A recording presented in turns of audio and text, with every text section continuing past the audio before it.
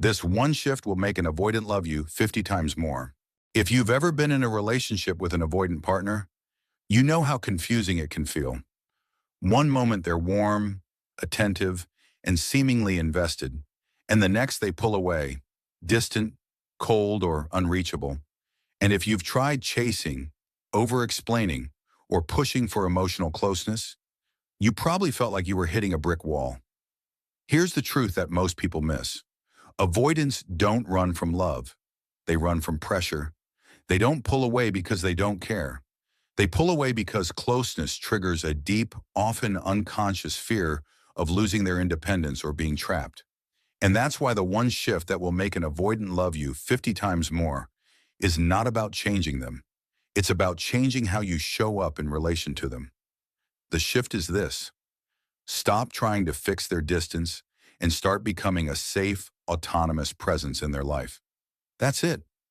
Sounds simple, but in practice, it's profound. When you stop pushing, pleading, or overanalyzing their behavior, you immediately remove the pressure that sets off their flight reflex. Avoidants are hyper-aware of energy, yours, theirs, the unspoken tension, and they instinctively recoil from anything that feels like control, dependency, or neediness. By showing them that you can exist fully in your own life, without needing them to fill a void in you, something miraculous happens. The walls they've built around their hearts start to soften, almost without them realizing it. Think of it like this. Imagine someone holding a fragile bird. The tighter they squeeze, the more the bird struggles, terrified it will be trapped. The moment they loosen their grip and simply hold the bird gently, with warmth but without suffocation, the bird begins to relax. That's exactly what avoidants respond to. Not games, not manipulation, not waiting for them to miss you, but steady, confident presence that doesn't demand or chase. Your calm, independent energy signals that you are safe to love, and paradoxically, that makes them drawn to you in a way chasing never could. The key is self-mastery over emotional dependency. Avoidants aren't wired to crave intensity. They crave security without suffocation.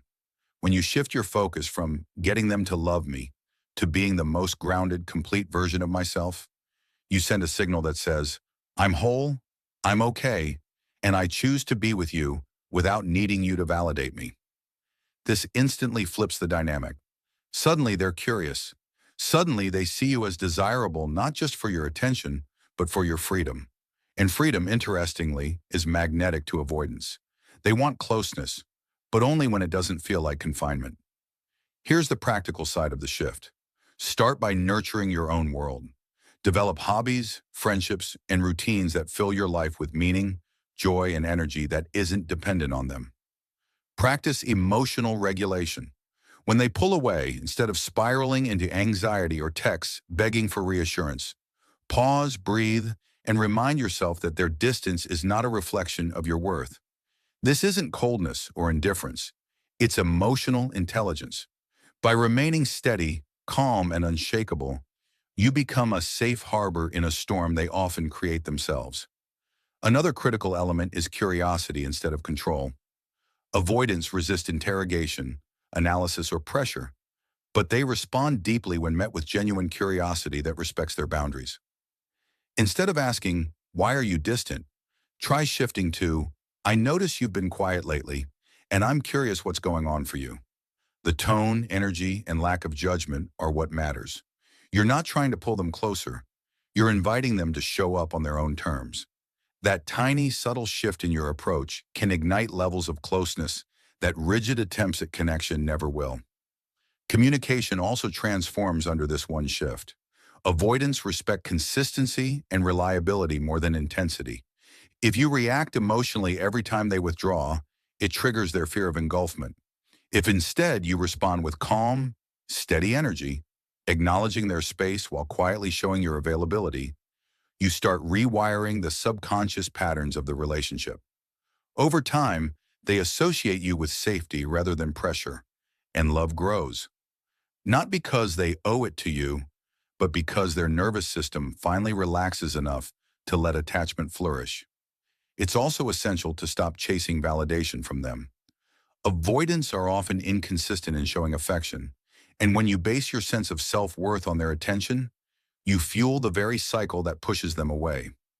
Shift your energy inward.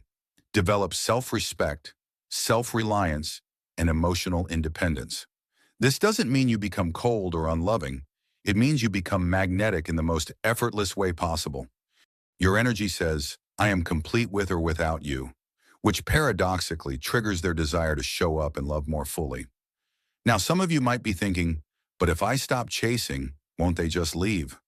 The irony is, avoidants pull closer when they feel safe, and not when they feel hunted. By giving them freedom, you paradoxically give them the desire to choose you more often and more deeply. And here's the most surprising part. Once they experience love without pressure, their admiration and affection often multiply 50-fold. Not overnight, but steadily, as they learn that your love is a choice, not a trap. The shift also requires patience and self-awareness. Avoidance will test boundaries, withdraw unexpectedly, and sometimes act in ways that feel frustrating or confusing. The difference is, when you embody this shift, their actions don't destabilize you. You respond from presence rather than reaction, curiosity rather than fear, and calm rather than anxiety. Each interaction reinforces the unspoken message: I am safe, whole, and loving, and I am not dependent on your moods. And over time, that becomes the fertile ground in which avoidants learn to love deeply, freely, and consistently. Finally, it's about embracing paradox. Love for avoidance isn't about intensity or fixation. It's about freedom and trust.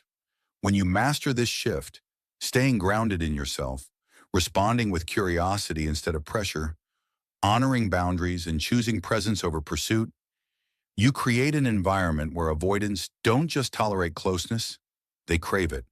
And the love that grows from this space is not frantic or conditional. It's calm, enduring, and incredibly magnetic. So if you've been struggling to make an avoidant partner truly connect, stop trying to change them. Stop chasing. Stop seeking validation from their inconsistent signals. Instead, focus on becoming someone who is whole, independent, and emotionally available without being needy. That one shift, moving from pursuit to presence, from anxiety to groundedness, is enough to make an avoidant love you 50 times more. It's not a trick, a manipulation, or a game. It's a subtle, powerful transformation in how you show up. And the results are profound, lasting, and deeply fulfilling. By mastering this approach, you not only enhance your relationship with an avoidant partner, but you also reclaim your own power, self-respect, and peace. And the beautiful irony is that the more complete and self-assured you become, the more the avoidant opens their heart, not because you forced it, but because you made love feel safe, effortless, and irresistible.